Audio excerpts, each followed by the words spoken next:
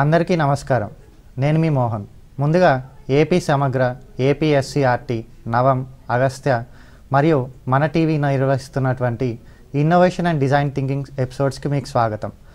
గత ఎపిసోడ్స్లో మనం United nations sustainable development goals గురించి, ఇన్నోవేటర్స్ గురించి, నెక్స్ట్ ఎంపతి గురించి మాట్లాడుకున్నాం.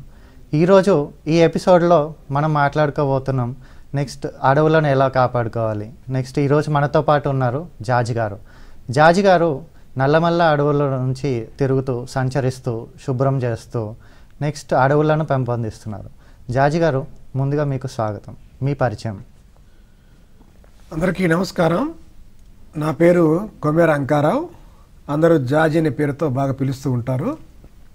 నాది కారంపూడి గ్రామం, ప్రస్తుత పల్నాడు జిల్లా. అంటే గతంలో ఉమ్మడి గుంటూరులో ఉండేది, ప్రస్తుత పల్నాడు జిల్లా కారంపూడి గ్రామం. నేను నా చిన్నతనం నుంచే ఈ అడవులపైన సంరక్షణ అలాగే వృద్ధి ఈ కార్యక్రమాలు నేను చేస్తూ ఉన్నాను. వివిధ కోణాల్లో అడవిని పరిశీలించడం, ఆ యొక్క అడవిలో ఉన్న సమస్యలు, అడవిని ఎలా మనం వృద్ధి చేసుకోవాలి, ఇవన్నీ నేను చేయటమే కాకుండా నాలాగే కొంతమందిని విద్యార్థులు ఎవరైతే ఉన్నారో వారిని కూడా నా యొక్క బాటలో ప్రయాణం చేయిస్తూ ఉన్నాను. అలాగే కొంత సమాజం కూడా నా యొక్క బాటలో ప్రయాణం అయితే అయింది ఇప్పటిదాకా. ఓకే, మీరు ఇది ఏ వయసులో స్టార్ట్ చేశారండి? మీరు నా చిన్నతనం నుంచి, అంటే నాకు 11 సంవత్సరాలు ఉన్నప్పుడే ఈ యొక్క అడవి వైపు నేను ప్రయాణం చేశాను. అంటే మా నాన్నగారు చెప్పేవాళ్ళు, చిన్నప్పటి నుంచి అడవి కథలు చెప్పడం వల్ల నేను ఈ అడవిలోకి ప్రయాణం చేసి అక్కడ అడవిలో సమస్యలు నేను గుర్తించాను. అంటే అంతరించిపోతున్న మొక్కలు ఏవైతే ఉన్నాయో ఆ మొక్కలపైన ఒక రకమైన ప్రేమ నాకు కలిగింది. అలాగే విత్తనాలు, అంతరించిపోతున్న మొక్కల యొక్క విత్తనాలు తీసుకెళ్ళిపోయి విత్తన బంతులు తయారు చేయటం, కొన్ని విత్తనాలు విసిరేయటం, అలాగే అడవికి హాని చేస్తున్న ఈ వ్యర్థాలు ఏమైతే ఉన్నాయో ఇవన్నీ అక్కడ ఉన్నాయని ఆ సమస్య నేను చిన్నతనంలోనే నేను గుర్తించడం జరిగింది. నా చిన్నతనం నుంచే నేను అడవుల సంరక్షణ వృద్ధి అనేది నా 11వ ఏట నుంచే ప్రారంభించి నేటికి కూడా నిరంతరంగా కొనసాగిస్తూనే ఉన్నాను. ఓకే, ఒకే ఒక్కరు 3 దశాబ్దాలుగా నల్లమల్ల అడవుల్లో సంచరిస్తూ మరియు ఆ చెత్తను శుభ్రం చేస్తూ అలానే అడవులను పెంపొందిస్తున్నారు. సో మీరు ఇది చిన్నతనం నుంచి, అంటే దాదాపుగా 3 దశాబ్దాల వెనుక నుంచి. సో మీరు ఇది ఎందుకోసం స్టార్ట్ చేశారండి? అసలు ఎలా స్టార్ట్ చేశారు చెప్పండి. ఇది ఎందువల్ల నేను ప్రారంభించాను ఈ యొక్క అడవులు సంరక్షణ వృద్ధి అనే కార్యక్రమం అంటే, ఒకప్పుడు చాలా రకాల చెట్లు ఉండేవి అడవుల్లో. అంటే మన రెండు తెలుగు రాష్ట్రాలకి ఈ నల్లమల్ల అడవి ప్రాంతం అనేది గుండెకాయ లాంటిది. ఈ నల్లమల్ల అడవి ప్రాంతం అనేది కారంపూడి, పల్నాడు జిల్లా కారంపూడి ఆ కొండల్లో, పొలిమేరలో ఉన్న కొండల్లో పుట్టి ఇది ఉమ్మడి గుంటూరు, ప్రకాశం, కడప, కర్నూలు, మహబూబ్ నగర్, నల్గొండ ఈ 6 జిల్లాల్లో ఈ నల్లమల్ల అడవి ప్రాంతం అనేది విస్తరించి ఉంటుంది. ఇందులో వేల రకాల చెట్లు, ఎన్నో రకాల చెట్లు ఉండేవి అన్నమాట. ఆ చెట్లు చిన్నప్పుడు మనం పుస్తకాల్లో చదువుకుని తర్వాత మనం వెతకడం ప్రారంభించినప్పుడు ఎక్కడ కూడా దాని యొక్క ఆనవాళ్ళు కూడా కనపడలేదు. అప్పుడు నాకు అనిపించింది, చెట్లు అనేవి అంతరించిపోతున్నాయి, వీటిని ఎలాగైనా సరే సంరక్షణ చేయాలి. అంటే చెట్లు అంటే కొన్ని ఔషధాలకి ఎక్కువగా పనిచేస్తాయి, కొన్ని తక్కువగా ఉంటాయి అన్నమాట. ఇప్పుడు ఒక్కొక్క చెట్టు సుమారుగా 1000 రోగాలకి మందు ఉంది, ఔషధం ఉంది అని చెప్పి మన పెద్దలు చెప్తూ ఉంటారు. ఒక్కొక్క చెట్టు, ఇంట్లో తులసి కానీ, వీధిలో వేప కానీ, ఊర్లో రావి కానీ, ఊరి చివర మర్రి కానీ, ఇలాగే అడవుల్లో కొన్ని వేల చెట్లు కొన్ని వేల రోగాలకి పనిచేస్తూ ఉంటాయి. పూర్వకాలంలో, అంటే ఇప్పుడంటే ఆధునిక వైద్యం వచ్చింది కాబట్టి కొంతమంది వైద్యుల దగ్గరికి వెళ్తున్నారు, హాస్పిటల్ అట్లా. కానీ గతంలో ఏదైతే ఉందో, ఏ సమస్య ఉన్నా, ఏ జబ్బు, పాము కాటుకు నుంచి, తేలికాటు నుంచి, తలనొప్పి నుంచి, అంటే తల వెంట్రుక నుంచి కాలి గోటి దాకా స్త్రీ పురుషులకి లింగభేదం లేకుండా ఎన్ని అవయవాలు అయితే ఉన్నాయో అన్ని అవయవాలపైన వచ్చే ప్రతి ఒక్క సమస్యకు కూడా అడవిలో మన ఇంటి చుట్టుపక్కల ఔషధం ఉండేది. ఈ అడవిలో ఉన్న ఔషధ చెట్లు చాలా రకాలుగా పనిచేస్తాయి. అడవుల చెట్లు ఇవి ఔషధాలే కాకుండా ఆనందాన్ని ఇవ్వటమే కాకుండా, ఆహారం ఇవ్వటమే కాకుండా, పండ్లు ఆకలి తీర్చడమే కాకుండా ఆయుష్ కూడా పెంచుతాయి. మరి ఇలాంటి చెట్లు ఎన్నో అంతరించిపోతున్నప్పుడు నాకు కొంచెం బాధేసింది. మరి భవిష్యత్తు ఇది ఇలాగే కొనసాగితే భవిష్యత్ తరానికి చాలా ఇబ్బందులు వస్తాయి. చెట్లు అంటే ఆక్సిజన్ ఒకటే అనుకుంటారు, నీడ ఒకటే అనుకుంటారు. ఇదే కాకుండా ఒక తరం పాటు ఆకలి తీర్చిన చెట్లు చాలా ఉన్నాయి. నేటికి కూడా మనం నల్లమల్ల అడవి ప్రాంతం కానీ, ఇప్పుడు తెలంగాణ ప్రాంతం ఆదిలాబాద్ కానీ, వరంగల్ కానీ, ఆంధ్రాలో శ్రీకాకుళం కానీ, లేదంటే రాయలసీమ ప్రాంతానికి వెళ్తే శేషాచలం అడవుల్లో కానీ ఇక్కడ ఎన్నో రకాల చెట్లు ఉన్నాయి. సాగు చేయని ఆకుకూరలే 100 రకాల ఆకుకూరలు ఉన్నాయి. మనం ఏమనుకుంటామంటే ఆకుకూరలు కానీ తోటకూర, గోంగూర, పాలకూర, చుక్కూర ఇలా అనుకుంటూ ఉంటాం. ఇవి కాకుండా తూటికూర, తుమ్మికూర, అలాగే దూసర తీగ, అలాగే వామింట, ఇలా వర్షం పడితే చాలు జూన్ మధ్య వారంలో అంటే తొలకరి జల్లు సమయం అంటారు. ఆ సమయంలో వర్షం పడిందంటే సుమారుగా 100 రకాల ఆకుకూరలు మనం పంట వేయకుండానే మనం పండించకుండానే పండి ఆకలి తీర్చినాయి గతంలో. కానీ ఇవి అంతరించిపోతున్నాయి. ఇవన్నీ కూడా చెట్ల రూపంలో, తీగల రూపంలో, దుంపల రూపంలో మనకు కనిపిస్తూ ఉంటాయి. అలాంటి వాటిని వృద్ధి చేయాలి, భవిష్యత్ తరానికి ఒక వెలుగుని ఇవ్వాలి. ఎందుకంటే ప్రకృతి అడవులు బాగుంటేనే భవిష్యత్తు బాగుండేది. సంపద ఉంటే బాగోదు. నిజమైన సంపద ఏంటంటే అడవులే, విత్తనాలే విత్తములు. అంటే మనకుండే విత్తనాన్ని మనం కనుక తీసుకెళ్ళామంటే అదే పెద్ద ధనం.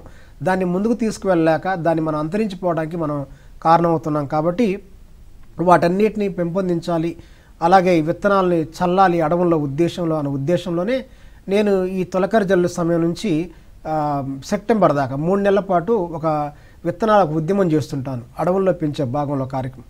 ఇలా ఇది నా చిన్నతనం నుంచి చేస్తూ ఉన్నాను. చాలా మంచి ఫలితాలు వచ్చినాయి. అడవుల్లో చూసినట్లయితే చాలా చోట్ల అడవులు కూడా కొత్తగా ఏర్పడ్డాయి అన్నమాట. వాటిని అటవీ శాఖ అధికారులు కూడా అక్కడికి వెళ్ళి చూసి నిజంగానే అడవులు వృద్ధైనని చెప్పి వారు కూడా నాకు ఒక ప్రశంసా పత్రాలు కూడా ఇవ్వడం జరిగింది. జాజి గారు, మీరు చిన్నప్పటి పేరు కొమ్మెర అంకారావు. కొమ్మెర అంకారావు. కానీ మిమ్మల్ని జాజి గారు అనే పేరు అనేది ఎవరు స్టార్ట్ చేశారు, లేదంటే ఎవరు పెట్టారు? నెక్స్ట్ థింగ్ ఏంటంటే మీరు జనరల్గా ప్రతి ఒక్కరికి ఒక్కొక్క ఆదర్శం అనేది ఉంటుంది. మీరు ఇలా అడవుల వెంట సంచరిస్తూ, ఇలా శుభ్రం చేస్తూ, ఇలా ఇన్నోవేషన్, మిమ్మల్ని ఫారెస్ట్ ఇన్నోవేటర్, అడవి శాస్త్రవేత్త అని కూడా పిలవచ్చు. సో ఇలా మీకు ఆదర్శం ఎవరండి? ఫస్ట్ మీరు అడిగింది నా పేరు కొమ్మెర అంకారావు, జాజి అనే పేరు ఎలా వచ్చిందన్నారు. ఈ జాజి అనే పేరు నాకు అది వచ్చినప్పుడు నాకు తెలియదు. అంటే నాకు చిన్నప్పుడు ఎక్కువగా పుట్టి వెంట్రుకలు తీయలేదు, జుట్టు ఎక్కువగా ఉండేది. మా ఇంటి ముందు ఒక జాజి పూల చెట్టు ఉండేది కాబట్టి మా అమ్మ ఇప్పుడు ఆ పూలు పెట్టడం వల్ల ఈడేంటి రోజు జాజి పూలతో వస్తున్నాడు అని చెప్పి ఇంటి చుట్టుపక్కల జాజి పూలు అని సరదా పిలిచారు. అది ఒక పేరులో అయిపోయింది. అయితే నా పేరు అంకారావు కానీ అన్ని చోట్ల నేను సంతకం చేయటం కానీ రిజిస్టర్ అని ఇలాగే ఉంటుంది. కానీ జాజి అనే పేరుతో పాపులర్, కొమ్మెర జాజి అనే పేరుతో బాగా పాపులర్. అట్లాగా పేరు వచ్చింది. ఇప్పుడు మీరు నాకు ఆదర్శం ఎవరు అని అడిగారు. నాకు ఆదర్శం ఎవరు అంటే, నాకు ఆదర్శం కానీ నాకు తొలి గురువు కానీ నా మనసులో ప్రకృతి అడవులు కాపాడాలి, సంరక్షణ చేయాలి, జంతు జలాలని సంరక్షణ చేయాలి, పంచభూతాలు కాపాడాలని చెప్పి నా మనసులో బీజం వేసిన తొలి గురువు దైవం మా నాన్నగారే. ఎట్లా అంటే నాకు చిన్నప్పుడు 3 సంవత్సరాలకే 3 ఆపరేషన్లు జరిగినాయి. డాక్టర్లు కూడా, పేరు మోసిన డాక్టర్లు కూడా ఈ అబ్బాయి బ్రతకడం కష్టం అని చెప్పి వాళ్ళు చెప్పడం జరిగింది. డాక్టర్లు కూడా చెప్పడంతో మా ఇంట్లో వాళ్ళు ఏదో ఇక మొక్కుబడిగా పిల్లల్ని చంపుకోలేం కదా అనే ఉద్దేశంలోనే మందులు వాడుకుంటూ రాత్రి సమయాల్లో ఆ ఆపరేషన్ల వల్ల, బాధల వల్ల నేను నిద్ర పట్టక ఏడుస్తున్నప్పుడు మా నాన్న ఏం చేసేవాడంటే, మా నాన్న నన్ను గుండెల మీద కూర్చోబెట్టుకొని పడుకోబెట్టుకొని అక్కడ కథలు చెప్పేవాడు. కాకమ్మ కట్ల గూడు, పిసుకమ్మకు పరకల గూడు, అడవిలో నక్క బావ, పంది బావ, అడవిలో వెంపల చెట్టు కాయలు ఎలా ఉంటాయి, అడవిలో రేగి పండ్లు పుల్లగా తీయగా ఉంటాయి అని చెప్పి ఒక రకమైన చెట్లపైన, అలాగే ఆకులపైన, తీగలపైన, దుంపలపైన, పక్షులపైన, జంతువులపైన, ప్రాణులపైన, అడవిలో ఉండే వాతావరణం హఠాత్తుగా ఎలా వాతావరణం మారుతుంది, జడివాన్ అంటే ఏంటి, కుంభవృష్టి అంటే ఏమిటి, ఇలా ఎన్నో రకాలుగా చెప్పేవాడు. ఇలా కథల రూపంలో, పాటల రూపంలో, అలాగే పాటలు బాగా చక్కగా పాడుతూ చెప్తున్నప్పుడు నేను ఆ పాటల్ని ఆలకిస్తూ ఒక రకమైన మత్తులోకి వెళ్ళిపోయి నిద్రపోయేవాడిని. అలా నన్ను నిద్రపుచ్చడం కోసం మా నాన్న అడవి సంరక్షణ పాఠాలు చెప్పాడు. అదేవిధంగా మా ఇల్లు ఊరు చివరి ఉంటుంది, నాగార్జున సాగర్ కుడికాల పక్కన, యువతల పక్కన మా ఇల్లు, అవతల పక్కన అడవి ప్రాంతం ఉంటుంది. అక్కడ అడవిలో నక్కల ఓలలు వేస్తూ ఉండేవి. మా ఇంటికి కేవలం 200 మీటర్ల దూరంలో అడవి ఉండేది. అంటే ఇప్పుడంటే కొంచెం దూరంగా అక్కడంతా ఇల్లులు ఏర్పాటు చేసుకోవడం వల్ల కొంచెం దూరంగా వెళ్ళిపోయింది. ఆ నక్కల అరుపులు, పందుల అరుపులు మా ఇంట్లో వినపడుతుండేవి. మా నాన్న చెప్పేది, ఆ అరుపులు 2 ఏకకాలంలో నేను వినటం ద్వారా ఒక రకమైన తిరిగిన ఒక ఆనందం, ప్రేమ, అడవిని చూడాలని చెప్పి వచ్చింది. తర్వాత నాకు ఒక 10 ఏళ్ళు దాటగానే నాకు కొంచెం జ్ఞానం ఎక్కువ అవగానే, అంటే నడవాలి, కొంచెం దూరం వెళ్ళాలి, అడవిని చూడాలి అనే ఆసక్తి కలిగింది. దాని నుంచి నేను మా యొక్క అప్పుడు పూరి గుడిసె అనమాట, ఆ గుడిసె దాటితే నాగార్జున సాగర్ కుడి కాలువ, ఆ కాలువ దాటి అవతల వైపుకి వెళ్ళటం జరిగింది. అక్కడ చిన్న కాలువ అని ఉంటుంది, చిన్న కాలువ పక్కనే అడవి ఉంటుంది. అక్కడ మీ వెళ్ళి చిన్నప్పుడు జీరంగులు అంటారు, జింగన్నలు, జీరంగులు, బంగారు పురుగు అంటారు. అవి తుమ్మ చెట్ల పైన ఎక్కువగా ఉంటాయి. వాటిని పట్టుకోవటం, వాటిని తాకటం, వాటిని తీసుకొచ్చి అగ్గిపెట్టెలో పెట్టుకోవటం, అలాగే చిన్న గుడ్లు ఏర్పాటు చేసుకుంటే వాటిని చూసి ఆనందపడిపోవటం, అట్లా ప్రాణి సంరక్షణ అనేది అక్కడి నుంచే మాకు అలవాటైంది. అలాగే అక్కడ ఏదైనా చెట్లు ఉంటే మళ్ళీ ఆ చెట్లను తీసి మళ్ళీ ఇంకొక చోట అంటుకట్టడం, ఇలా ప్రారంభమైంది. నాకు తొలి గురువు మా నాన్నగారే. తర్వాత అప్పుడప్పుడు మనం వింటూ ఉంటాం కొంతమంది ప్రకృతికి సంరక్షణ చేశారనేది. తర్వాత కాలంలో అది కూడా నాకు కొంత ఏకమైందని చెప్పవచ్చు. చాలా బాగా చెప్పారు జార్జ్ గారు. మనము ఏ పని చేసినా కానీ, మనము సమాజంలో ఎలాంటి పని చేసినా కానీ కొన్ని ఒడుదుడుకులు అనేవి ఉంటాయి. మీరు ఇలా నల్లమల్ల అడవుల్లో సంచరిస్తూ ఇలా శుభ్రం చేస్తూ, సో ఈ పని చేయడం వల్ల సమాజంలో మీకు ఎదురైన ఒడిదుడుకులు ఏంటి? మీ జీవితంలో మీకు ఎదురైన ఒడిదుడుకులు ఏంటి అండి? సమాజంలో ఒడిదుడుకులు అనేవి ప్రతి పనిలో ప్రతి ఒక్కరికి తారసపడుతూనే ఉంటాయి. అది నాకేని కాదు, ప్రతి ఒక్కరికి తారసపడుతూనే ఉంటాయి. కానీ నాకు ఎక్కువగా తారసపడ్డాయి అని చెప్పవచ్చు. ఏ విధంగా, ఎందువల్ల ఎక్కువగా నాకు తారసపడ్డాయి అంటే, ఒక మనిషి ఏ పని లేకుండా, ఏ వృత్తి వ్యాపారం లేకుండా అడవి సంరక్షణ గురించి, అడవులు పెంచాలని తిరగడం అనేది ఒక వింతగా అనిపించింది సమాజానికి. అలాగే చాలామంది నన్ను ఏంటంటే, అడవుల సంరక్షణ నువ్వు చేసేది ఏముంది, అటవీ శాఖ అధికారులు ఉన్నారు కదా, ప్రభుత్వాలు ఉన్నాయి కదా, పాలకులు ఉన్నాయి కదా, నీకే అంత అవసరం ఏంది, పోనీ నీకేమన్నా ధనం కూడా ఎక్కువ లేదు, ఆస్తులు అంతస్తులు కూడా లేవు, ఏదో కాలక్షేపం కోసం నువ్వు చేద్దాం అనుకుంటే, మరి ఏమి లేదు, నీకే తినడానికి తిండి లేదు, నువ్వెట్లా అడవులు సంరక్షణ చేస్తున్నావు, నీకు అది అంత అవసరమా అని చెప్పి చాలామంది ఎత్తి పొడుపు మాటలు. అలాగే నా పక్కన ఎవరన్నా ఒక వ్యక్తి అడవికి వస్తే అతన్ని చూసి ఆయనకేం పని లేదు, నువ్వెందుకు వెళ్తున్నావు అని అంటాం. కానీ లేదా నన్నే ఏదన్నా ఇట్లాంటి ప్రసారాలు సోషల్ మీడియా కానివ్వండి, సామాజిక మాధ్యమాల్లో ఏదైనా వచ్చినప్పుడు అప్పుడు చూసి కొంచెం వెటకారంగా ఏం చేసి ఈయనకి ఏం ఇస్తారు, ఈయన ఏం ఆశించి చేస్తారని చెప్పి చాలామంది చాలా విమర్శలు కూడా చేశారు.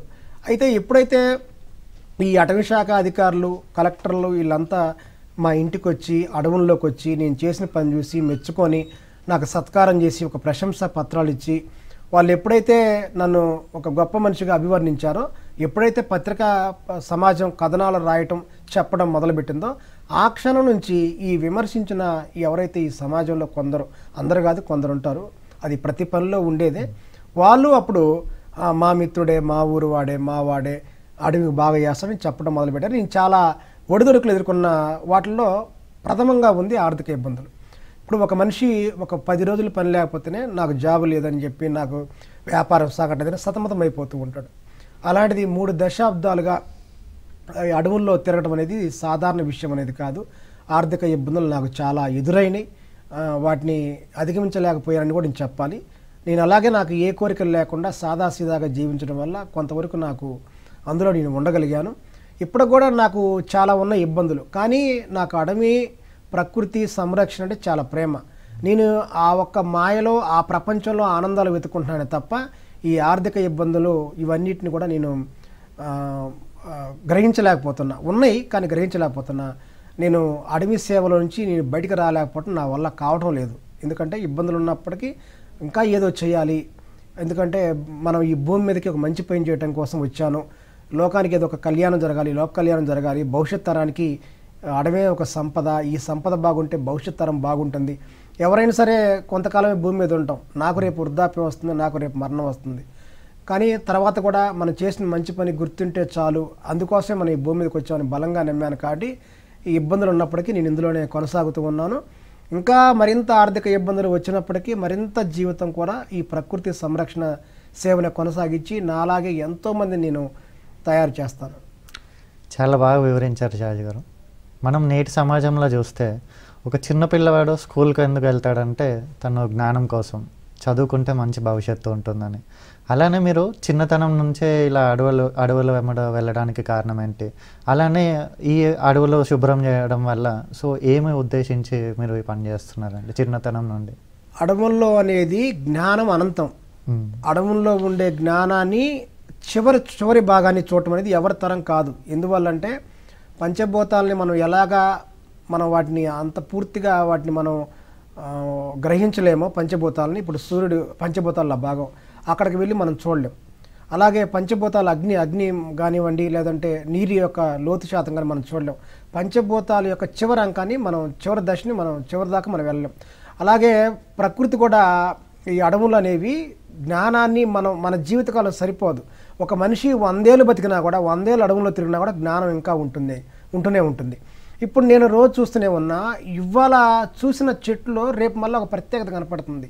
అలాగే అడవుల్లో కొత్త దారులు, అవి సహజంగానే కొన్ని దారులు ఏర్పడుతూ ఉంటాయి, కొన్ని దారులు మూసుకుపోతూ ఉంటాయి. ఎట్లా అంటే ఇప్పుడు అది వేసవిలో ఒక దారిగా ఉందనుకోండి, తర్వాత అది వర్షాకాలంలో ఏమైపోతుంది, మళ్ళీ చెట్లు వచ్చేసి మళ్ళీ గుబురుగా, అంటే కాలిబాటలు నేను చెప్పేది పెద్ద పెద్ద రహదారులు కాదు, అవి కూడా మూసుకుపోతూ ఉంటాయి.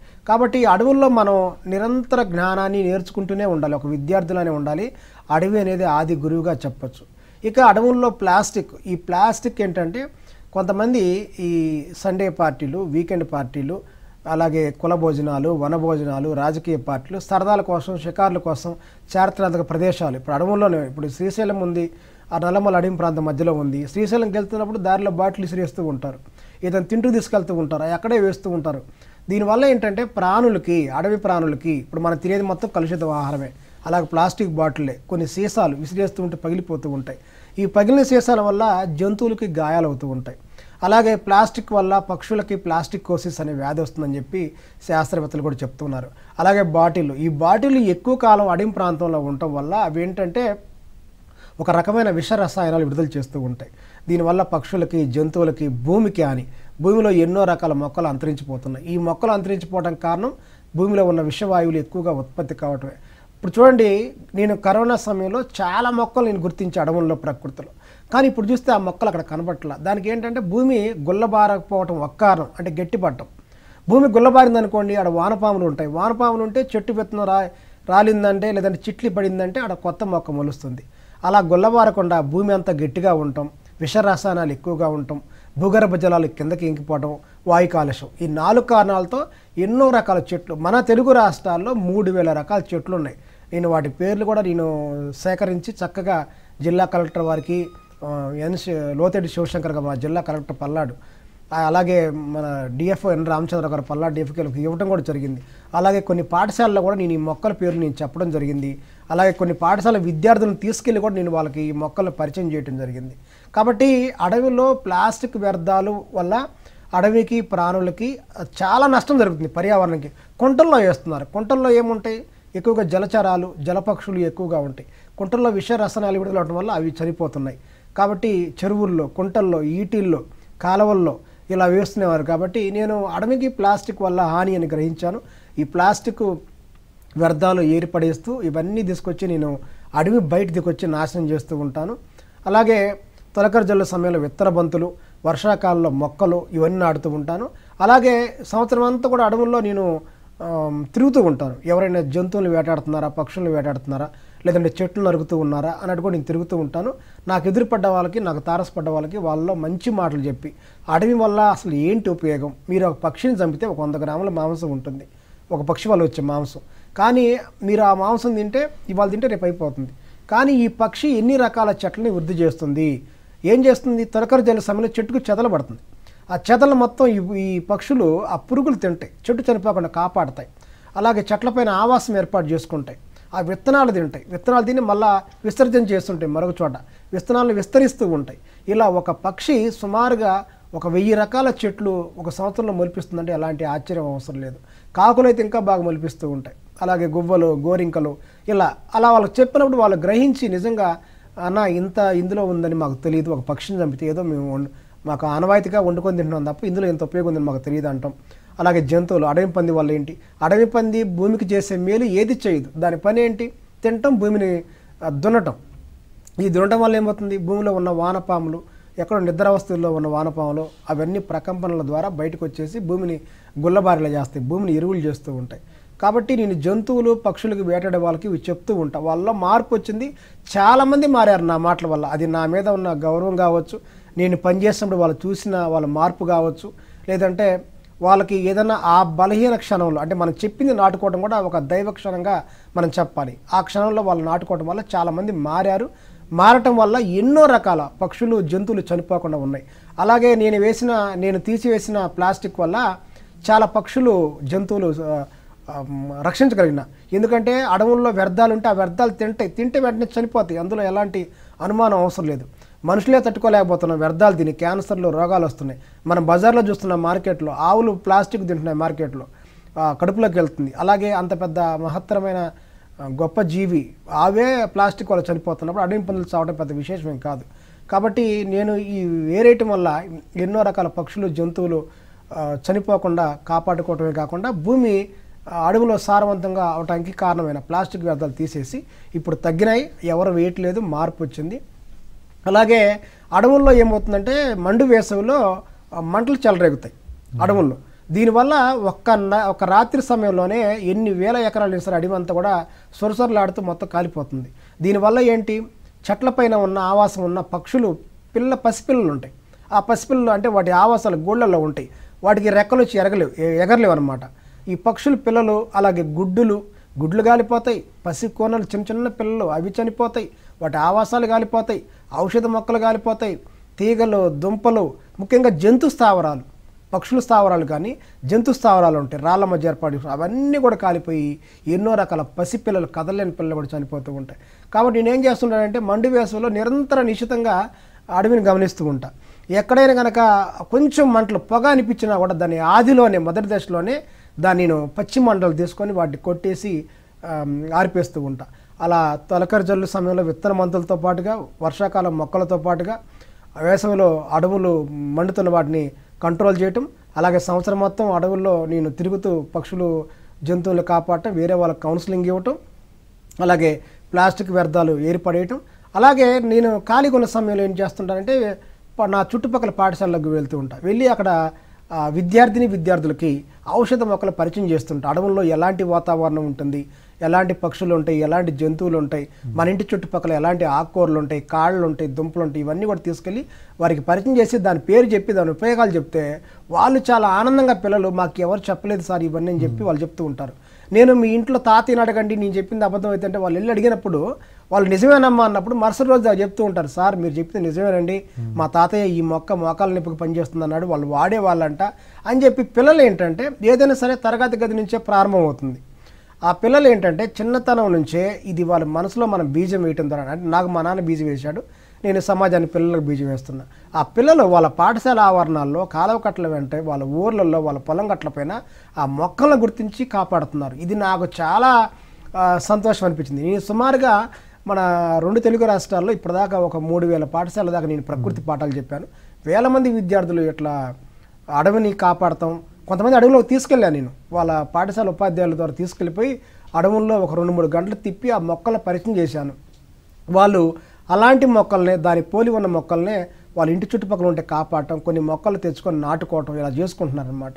దీనివల్ల చాలా వరకు అంటే అడవుల్ని పెంచడమే కాకుండా అడవి బయట గ్రామాల్లో ఉండే వాటి అడవులు, వీటిని సామాజిక అడవులు అంటారు, చైతన్యంతో కూడిన అడవులు, ఈ అడవులు కూడా పెంచుతున్నారు. నాకైతే చాలా తృప్తికరంగా ఉంది ఈ విషయంలో. నేను ఏదైతే పని ప్రారంభించానో ఆ పని అంతం అవ్వకుండా ఆరంభంలా చేస్తున్నారు. ప్రతిరోజు కొత్తదనంగా పుట్టినట్టుగానే ప్రతిరోజు కొత్త ఆలోచనలతో ఆరంభంగా చేస్తూ దాన్ని విజయవంతంగా కొనసాగిస్తున్నారు. ఇది నాకు చాలా సంతోషకరంగా ఉంది. ఓకే జాజి గారు, చాలా బాగా వివరించారు.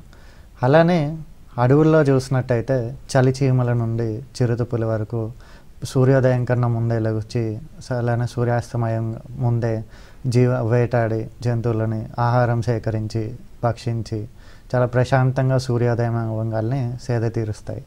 అలానే మీరు జనరల్గా మీ జీవన శైలి ఒక రోజులో ఏమేమి చేస్తుంటారండి? ఏ టైంకి లెగుస్తుంటారు? నెక్స్ట్ ఎలా మీ జీవనాన్ని అడవుల్లో సాగిస్తుంటారు? నేను ఊరికి టూరిస్ట్ లాంటి వాడిని. ఊరికి నేను ఒక టూరిస్ట్ని, అడవే నా ఇల్లు. కాబట్టి నేను ఏంటంటే ఎక్కువగా అడవిలోనే ఉంటా. కొన్ని సమయాల్లో రాత్రి సమయాల్లో కూడా ఒక డేరా వేసుకొని అక్కడ ఉన్న సందర్భాలు చాలా ఉన్నాయి. నేను ఊళ్ళో చాలా తక్కువగా ఉంటాను, ఊళ్ళో తిరగడం కూడా నాకు చాలా తక్కువ. ఎందుకంటే అడవికి వెళ్ళండి, అడవిలో తిరగండి, అడవిని చూడండి, అడవిని నిశితంగా పరిశీలించండి నేను ఉండలేను, అలా చేయకుండా నేను ఉండలేను. కాబట్టి నేను దాదాపుగా అడవిలోనే ఉంటూ ఉంటాను. అయితే నాకు ఊరంటూ ఒకటి ఉంది కాబట్టి, నాకు కుటుంబం అంటూ ఒకటి ఉంది కాబట్టి ఏం చేస్తున్నా అంటే సూర్యోదయం ముందే వెళ్ళి సూర్యాస్తమయం వరకు అడవిలో నేను సంచరిస్తూ ఉంటాను. నల్లమల్లాడేం ప్రాంతంలో నిత్యంగా ఏదో ఒక ప్రాంతంలో నేను కనిపిస్తూనే ఉంటాను. చాలామంది అక్కడ ఉన్న గొర్రెల కాపర్లు కానీ, కొత్త ప్రాంతంలో కొత్తగా చూసిన వాళ్ళు కానీ అటవీ శాఖ అధికారులకు ఫిర్యాదు చేశారు. సార్ ఒక అజ్ఞాత వ్యక్తి డైలీ రోజు కూడా అడవుల్లో తిరుగుతున్నాడు సార్ అని చెప్పి మా డిఎఫ్ఓ రామచంద్రరావుకి సార్ చెప్పినప్పుడు ఆయన నవ్వుకుంటూ నాకు ఫోన్ చేసి, నీకు బ్యాడ్జ్ ఇస్తానయ్యా బాబు, నీ గురించి ఫిర్యాదులు చేస్తున్నారు ఇప్పుడు నవ్వాడు, ఎందుకంటే వాళ్ళకి తెలుసు నా గురించి. అలా నేను రోజు అడవుల్లోనే సంచారం చేస్తూ ఉంటాను. నేను బాగా అందరికి తెలిసిన వ్యక్తిని, అడవి మనిషిగా, పర్యావరణవేత్తగా. దాదాపుగా నల్లమల అడవి ప్రాంతంలో ప్రతి ఒక్క గిరిజన గ్రామంలో కానీ, ఆ గూడెల్లో కానీ ప్రతి ఒక్క వ్యక్తికి కానీ అక్కడ ఉన్న మిత్రులకు కానీ నేను తెలియని వాళ్ళంటూ ఎవరు లేరు. నేనైతే రోజంతా అక్కడే నేను అడవుల్లోనే ఉంటాను. నాకు అడవుల్లో ఉండటం ఒక అలవాటు, ఆనందం. అక్కడుంటే ఆయుష్ బాగుంటుందని, అక్కడుంటే ఎన్నో విషయాలు నేర్చుకోవచ్చని. అంటే ఒక విద్యార్థి పాఠశాలలో ఎంత ఆనందంగా ఉంటాడో తన యొక్క మిత్రులతో, నేను కూడా అడవిలో నా యొక్క మిత్రులైనటువంటి ప్రాణులు, చెట్లతో ఉంటాను. నాకు ఏదైనా బాధ వచ్చినా, నాకు సంతోషం వచ్చినా నేను చెట్లతోనే మాట్లాడుకుంటూ, ఆ చెట్లనే కౌగిలించుకుంటూ, ఆ చెట్లే నా నేస్తంగా, చెట్లే నా కుటుంబ సభ్యుల్లాగా, ప్రాణులే నా యొక్క బంధువుల, స్నేహితుల నేను భావిస్తూ అక్కడే ఉంటాం. నాకు అక్కడే ఉంటాం అలవాటు. చాలా బాగా చెప్పారండి. సో మీరు అడవులను శుభ్రం చేస్తున్నారు, అలానే పెంపొందిస్తున్నారు, ఇది బాగానే ఉంది.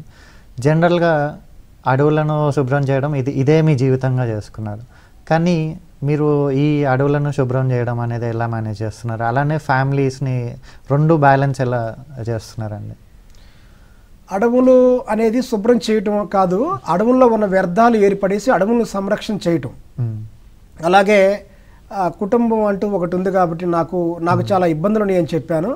నేను సాదా సీదాగా కేవలం 2 జత బట్టలతో ఎలాంటి కోరికలు లేకుండా నేను పూర్తిగా అడవి మనిషిలాగే నేను ఉన్నాను. అలాగే అడవుల్లో నేను తిరుగుతున్నప్పుడు కొన్ని పండ్లు తిని ఆకలి తీర్చుకోవటం కానివ్వండి, అలాగే ఎవరికైనా ఏదన్నా అడవిలో ఒక ఔషధం కావాలంటే తీసుకొచ్చి ఆకుల రూపంలో ఉన్న దాన్ని ఇవ్వటం కానివ్వండి, అలా చేసుకుంటూ ఉన్నాను. నాకు జీవనోపాధి అంటూ ఏం లేదు. కానీ నా కుటుంబం అనేది నాలాగే నా ఆలోచనలతో ఉంది కాబట్టి, వాళ్ళు ఏ కోరికలు ఎలాంటివి లేవు కాబట్టి, ఇప్పటిదాకా నన్ను నా కుటుంబంలో ఉన్న సభ్యులు ఎవరైతే ఉన్నారో, నువ్వు చేస్తున్న పని ఒక పనికిమాలిన పని అని కానీ, దీనివల్ల ఏంటి మనకు ఉపయోగం, ఎవరో డబ్బున్న వాళ్ళు చేయాల్సిన పని ఇది కానీ అటవీ శాఖ అధికారులు చేయాల్సిన పని అని కానీ పొరపాటును కూడా నా మాట వాళ్ళు అనలేదు.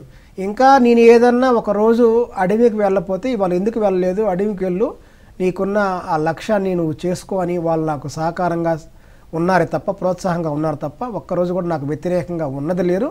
కానీ నేను వాళ్ళకి సరైన న్యాయం చేయలేకపోతున్నాను అనేది నాకు బాధ అయితే ఉంది. కానీ వాళ్ళు నాకు సహకారంగా ఉంటున్నారు కాబట్టి కొంత ఆనందంగా ఉన్నాను. అలాగే బయట సమాజంలో చాలామంది పత్రికల్లో నా పేరు పడ్డప్పుడు, కథనాలు వచ్చినప్పుడు సామాజిక మాధ్యమాల్లో అవి చూసి నాకు కంగ్రాచులేషన్స్, నువ్వు బాగా చేస్తున్నావు, గొప్పవాడివి అని ఎన్నో మాటలు అనొచ్చు, ఎంతో ప్రోత్సాహంగా చెప్పొచ్చు. అలాగే నేను ఎంతోమందికి స్ఫూర్తిదాయకంగా ఉండొచ్చులే. కానీ కుటుంబ పరంగా అయితే న్యాయం చేయలేకపోతున్నాయన్న బాధ నాలో వెంటాడుతూనే ఉంది. కానీ వాళ్ళు నాకు అవేమీ నువ్వు మాకు మంచిగా న్యాయంగానే చేస్తున్నావు అని చెప్పడం ద్వారానే నేను కొంచెం తృప్తికరంగా ఉన్నా.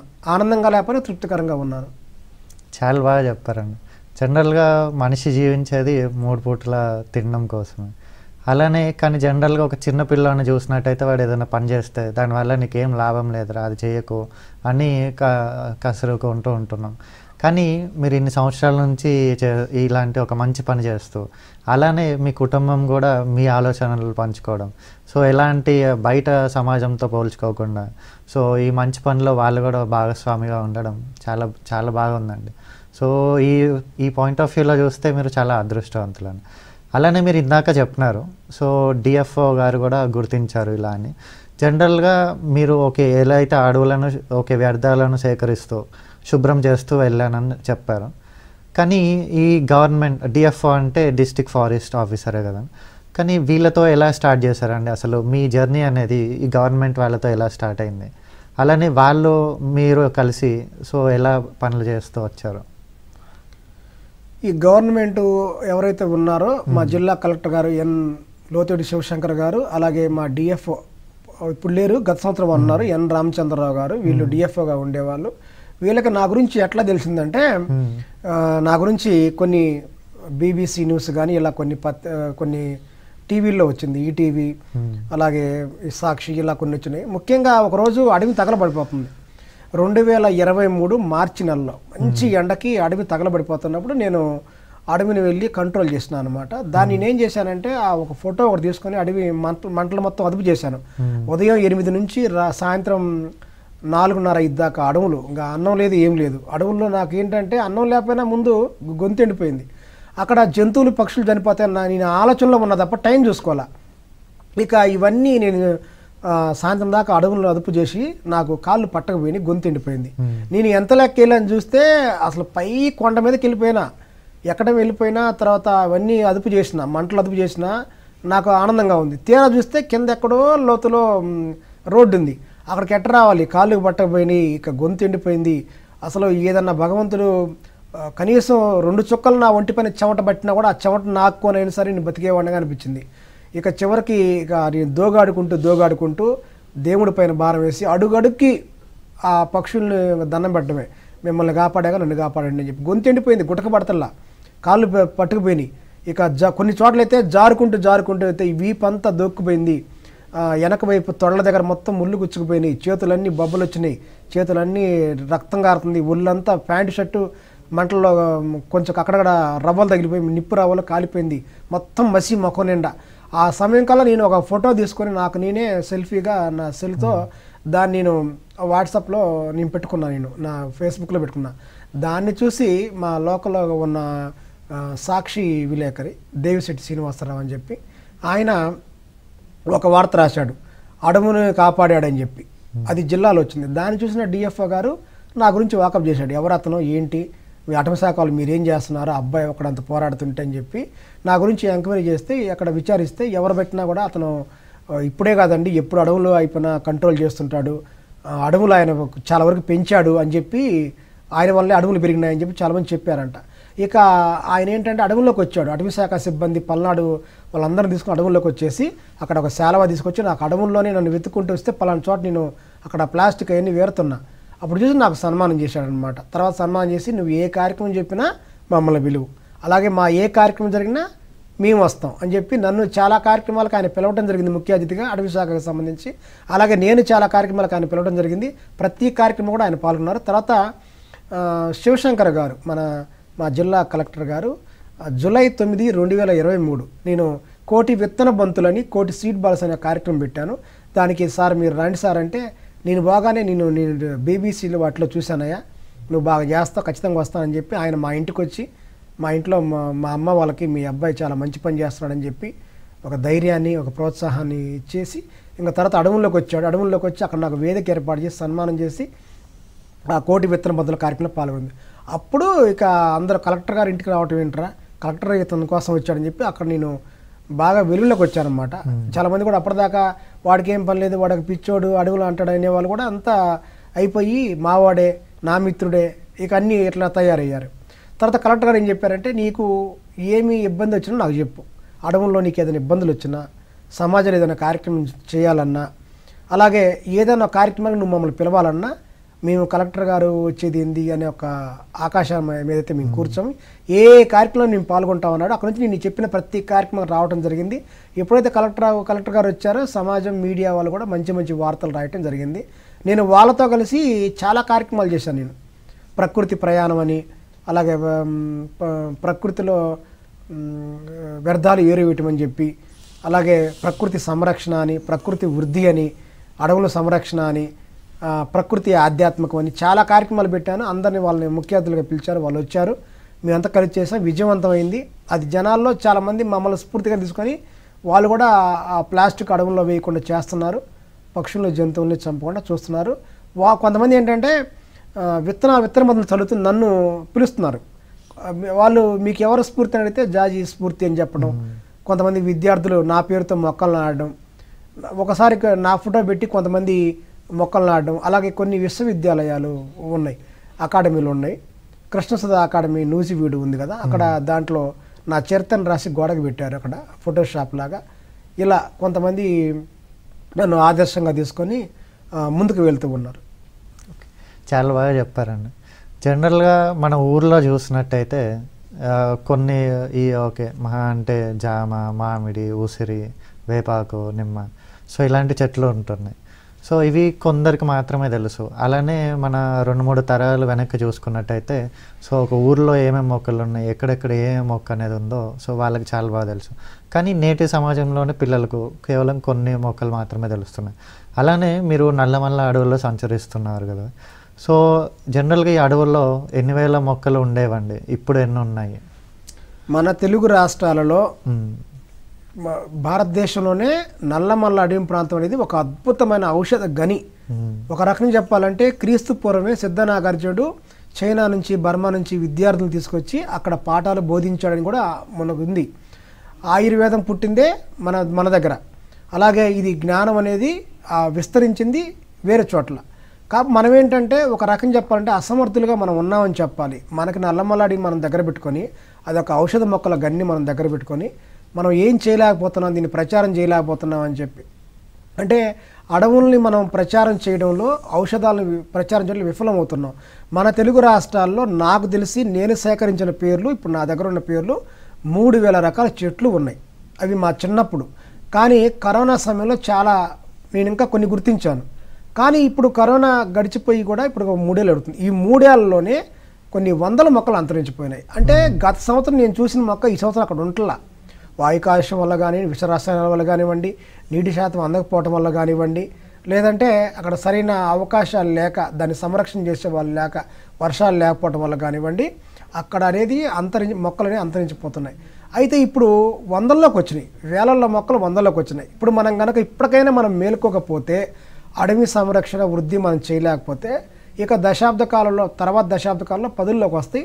ఇంకో దశాబ్ద కాలంలో అంటే ఇక్కడ నుంచి ఒక 20 ఏళ్లలోకి వచ్చేసరికి పూర్తిగా ఔషధ మొక్కల్ని మనం ఇంటర్నెట్లో మనం చూసుకునే పరిస్థితి వస్తుంది. కొన్ని మొక్కలు ఇంటర్నెట్లో కూడా లేవు, చూద్దామన్నా కూడా. ప్రాథమికంగా ఉండే మొక్కలు మనం చేయాల్సిన అవసరంలా, మన ఇంటి చుట్టుపక్కల ఉండే మొక్కలు, అడవుల్లో ఉండే మొక్కలు, నేల తంగడు, సునాముఖి, నల్ల ఉమ్మెత్త, తెల్ల జిల్లేడు, మోదుగ, ఇలాంటి సాధారణంగా ఒకప్పుడు మన ఇంటి సామాజిక అడవుల పేరుతో ఉన్న మన ఇంటి చుట్టుపక్కల ఉన్న మొక్కల్ని మనం సంరక్షణ చేసుకోవాలి.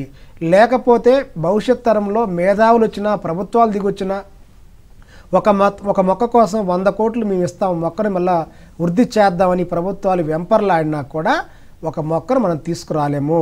మొక్కని తీసుకురావాలంటే ప్రకృతి తనను తాను వృద్ధి చేసుకోవాలి, దానికి మన సహకారం ఉండాలి, మనం నాశనం చేయకూడదు. అలాగే పక్షులు ప్రకృతిని వృద్ధి చేయగలవు, మానవ మాతృలు ఎవరు వృద్ధి చేయలేరు. కాకపోతే ఏంటంటే అక్కడ ఉన్న పరిస్థితి చూసి నేను ఆవేదన చెంది కొంతలో కొంత విత్తన మందులు నేను చల్లుతూ ఉన్నాను. అసలు పక్షులు దైవాలు లాంటివి, అవే ప్రకృతిని బాగా వృద్ధి చేస్తాయి. కాబట్టి ఇక నుంచైనా ప్రతి ఒక్కరు మేలుకోవాలి.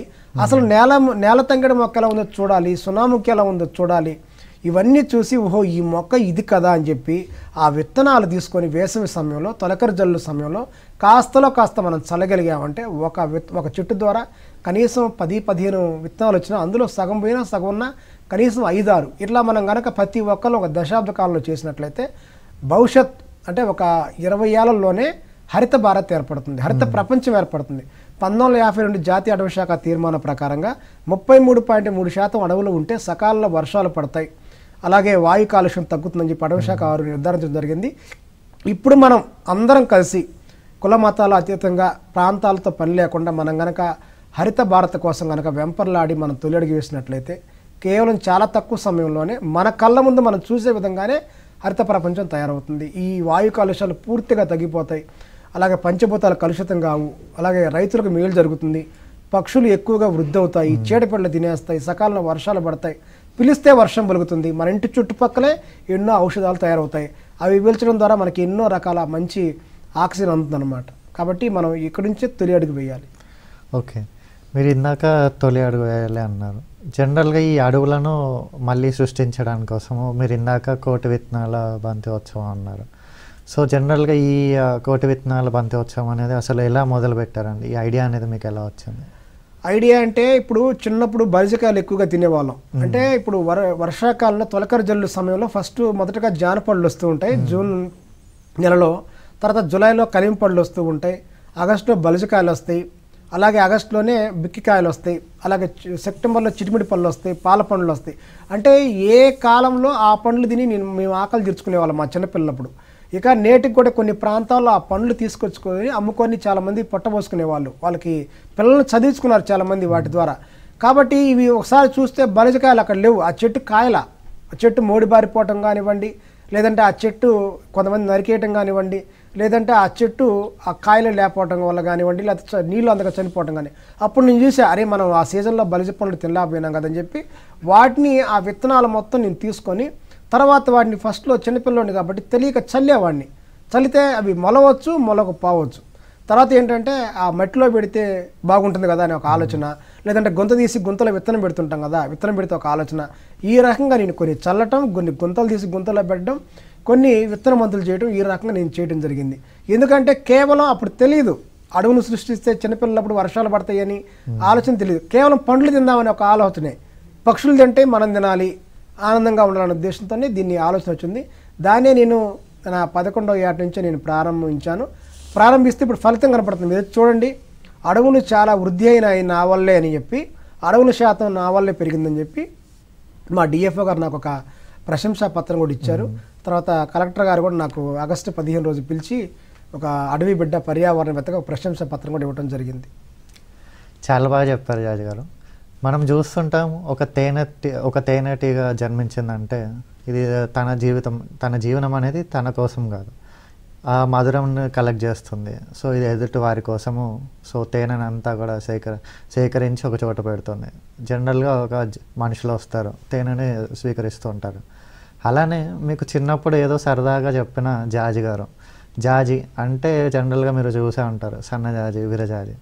సో జనరల్గా గుబురుగా మీరు ఆ పేరుకి తగ్గట్టే నల్లమల్ల అడవులని అంతా మళ్ళీ ఇలాంటి కోటి విత్తనాల బంతివోత్సవం చేస్తూ చెట్లను పెంచుతూ సంరక్షిస్తూ చాలా మంచి పని చేశారు జాజి గారు. మీరు ఈ నేటి సమాజంలో చిన్నపిల్లలకు మీరు ఏం మెసేజ్ ఇస్తారు? ఏంటి, ఒక అడవులననే కాదు, జనరల్గా ఒక అడవి నుంచి చీమల నుంచి మనుషుల వరకు జీవనం అనేది ఈ భూమి మీద చాలా విలువైంది. నేటి సమాజంలో పిల్లలకు మీరేం మెసేజ్ ఇస్తారండి? నేటి సమాజంలో పిల్లలకి ప్రతి పండగ లేదంటే వాళ్ళ ఇంట్లో శుభకార్యం జరిగినా లేదంటే వాళ్ళ జన్మదినమైనా ఏదైనా సరే, ప్రతి సమాజంలో ఇప్పుడున్న ప్రతి ఒక్క పిల్లోడు ఏ ప్రాంతమైనా కానీ, మా ఏరియాలో అడవులు ఎక్కువగా ఉన్నాయి అనుకున్న పిల్లలు కానీ, అడవులు లేవు అనుకున్న పిల్లలు కానీ, ఉన్నా లేకపోయినా ఒక ఆనవాయితీగా పూర్వకాలంలో ఏం చేసేవాళ్ళు, ఏ పండగ వచ్చినా ఒక మొక్క నాటేవాళ్ళు, ఏ శుభకార్యం వచ్చినా ఒక మొక్క నాటేవాళ్ళు. కనీసం వాళ్ళు రోజంతా మొక్కలు నాటపోయినా, జీవితాలని ప్రకృతి అడవుల కోసం త్యాగం చేయలేకపోయినా కొంతలో కొంత ఈ మొక్కలు నాటం అనేది ఒక అలవాటుగా చేసుకోవాలి. అంటే పిల్లలు ఏమవుతుందంటే ఆదివారం వస్తే సినిమాకి వెళ్ళటం, ఆదివారం వస్తే ఆటలకు వెళ్ళటం, లేదంటే సరదాగా ఈతలకు వెళ్తూ ఉంటారు.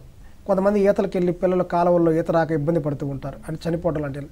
అలా కాకుండా వాళ్ళు ఏం చేయాలంటే మొక్క నాటడం, ప్రకృతిని నిశ్చితంగా పరిశీలించడం, ఆ మొక్కని పెంచి పెద్ద చేయటం, ఇంటి చుట్టుపక్కల మొక్కలు ఏముండయో గమనించటం, ఆ మొక్కల విత్తనాలు తీసుకెళ్ళి మళ్ళీ వీటిని మరొక చాటి వేయటం, వీటిని ఒక అలవాటుగా చేసుకోవాలి.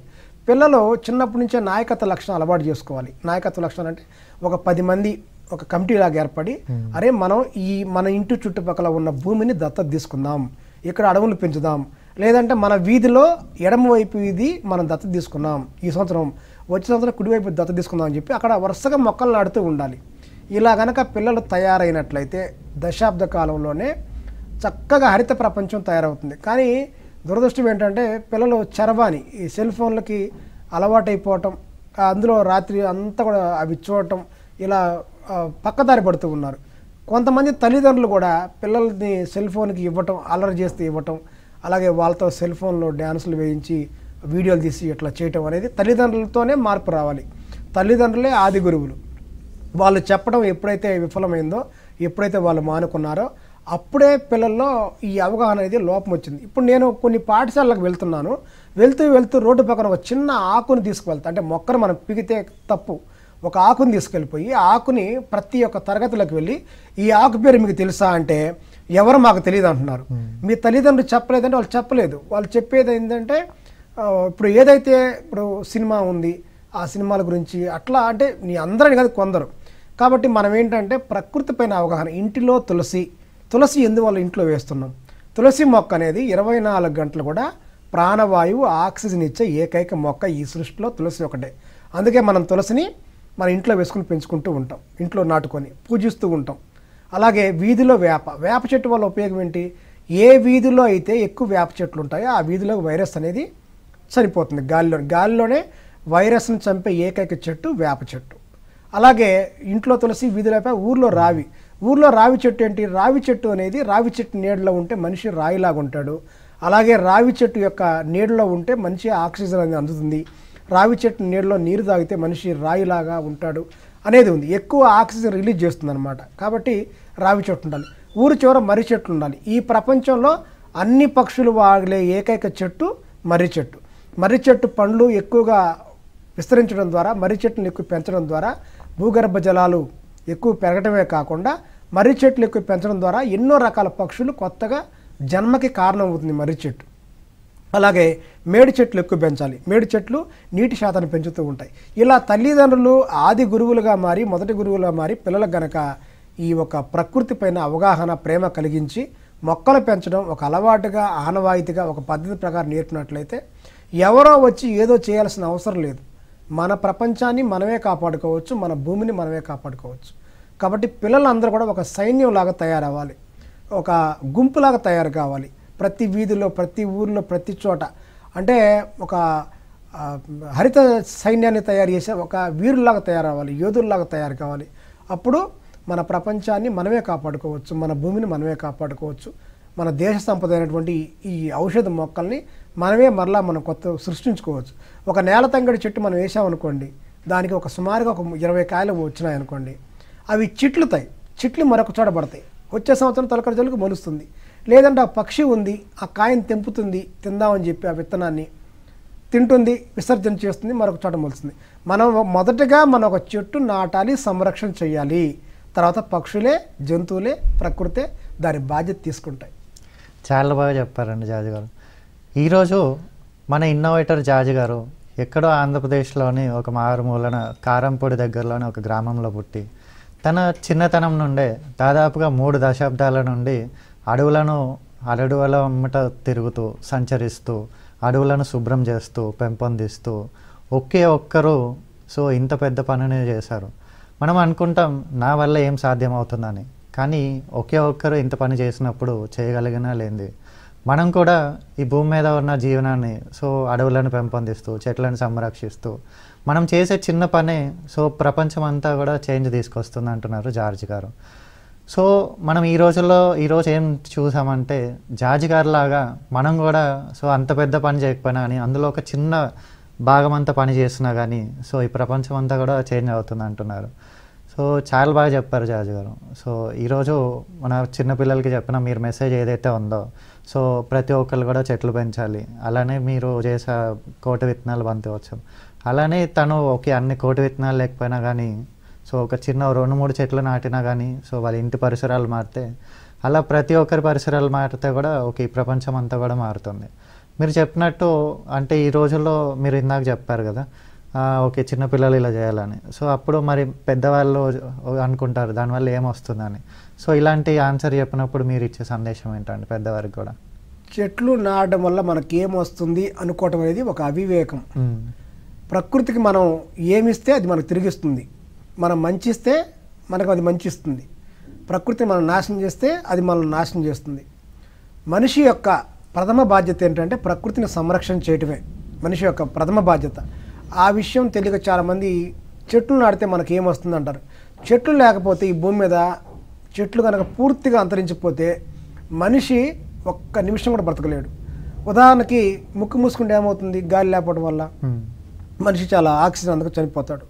అదే మొదట వాళ్ళు ముందు ముక్కు మూసుకొని ఒకసారి ఒక్క నిమిషం కనుక ఉన్నట్టయితే ఊపిరాడక చనిపోతారు. అంటే ఆక్సిజన్ మనం పీలుస్తున్నాం. చెట్లకు మనం తీసుకొని ఇవ్వకపోతే ఏమవుతుంది? తప్పు అవుతుంది. మనం ఒకళ్ళ దగ్గర 100 రూపాయలు తీసుకున్నాం, వాళ్ళకి మనకు తిరిగి ఇవ్వాలి, అది తప్ప కాదా? అలాగే చెట్ల నుంచి మనం ఎంతో తీసుకుంటున్నాం, ఆక్సిజన్ కానీ, పండ్లు కానీ, అలాగే నీడ కానీ అన్నీ తీసుకుంటున్నాం. అందరికీ తెలుసు ఏంటి, చలికాలం దుప్పటి కప్పుకోవాలని తెలుసు, అలాగే వర్షాకాలం గొడుగు కావాలని తెలుసు, వేసవికాలం చెట్టు కావాలని తెలుసు. కానీ చలికాలం దుప్పటి కప్పుకుంటారు, వర్షాకాలం గొడుగు కొనుక్కుంటారు. కానీ వేసవికాలం చెట్టు నాటితే మనకేమొస్తుందనే ఒక మూర్ఖమైన ఆలోచన అనుకోవాలి. ఇది దాంట్లో ఉన్నారు అజ్ఞానం అనుకోవాలి. దాంట్లో అలా కాకుండా ప్రకృతిని సంరక్షణ చేయటమే మనిషి యొక్క బాధ్యత. మనం 84 లక్షల జీవరాశుల్లో మనిషి కూడా ఒక ప్రాణి. 84 లక్షల జీవరాశులు మీరు గమనించండి. చీమ కానించి, కుక్క కానించి, తేనె కానించి, పంది కానించి, ఏదైనా కానివ్వండి, పెద్ద పులి కానించి, ఏనుగు కానివ్వండి, నిత్యం 84 లక్షల జీవరాశులు అడవి సంరక్షణ వృద్ధి కోసమే పనిచేస్తూ ఉంటాయి. మనిషి ఒక్కడే ఆ క్వశ్చన్ చేస్తూ ఉంటాడు, అంటే ఏంటి ఈ చెట్టు నాటితే నాకేమొస్తుందని చెప్పి. కానీ అన్ని ప్రాణులు సమానమే. అన్ని ప్రాణులు ప్రకృతిని వేటి పాత్ర పోషిస్తున్నాయి. కానీ మనిషే ఒక అనుమానంలో ఉండి ఆగిపోయి ఉన్నాడు. ఆ అనుమానాన్ని వీడాలి. మనం అంతా ప్రాణులతో కలిసి మనం సమానమే. దేని ప్రాణమైన ఒకటే, చెట్లకు కూడా ప్రాణం ఉంటుంది. అది కూడా మనం బాకీ ఉన్నాం కాబట్టి ఆ బాకీ తీర్చడమే మనిషి యొక్క ప్రథమ బాధ్యత. కానీ ఎక్కడి నుంచన్నా ఆ అనుమానం లేకుండా, ఆలోచన లేకుండా ప్రకృతిని సంరక్షణ చేయాలి. చేస్తేనే మానవ మనుగడ ముఖ్యం. ఎందువల్లంటే ప్రాణులు ఎలాగైనా బ్రతకగలవు. 24 లక్షల జీవరాశుల్లో ప్రాణులు అడవుల్లో ఉండగలవు.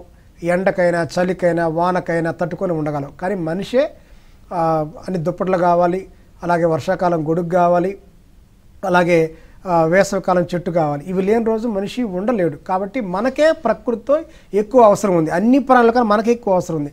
కానీ మనమే పనిచేయడం వెనకడికి వేస్తున్నాం. దాన్ని వీడి మనకే ఎక్కువ అవసరం ఉందనుకున్నప్పుడు అన్ని ప్రాణుల కన్నా మనమే ఎక్కువగా ప్రకృతిని, అడవులను సంరక్షణ చేయాలి, వృద్ధి చేయాలి.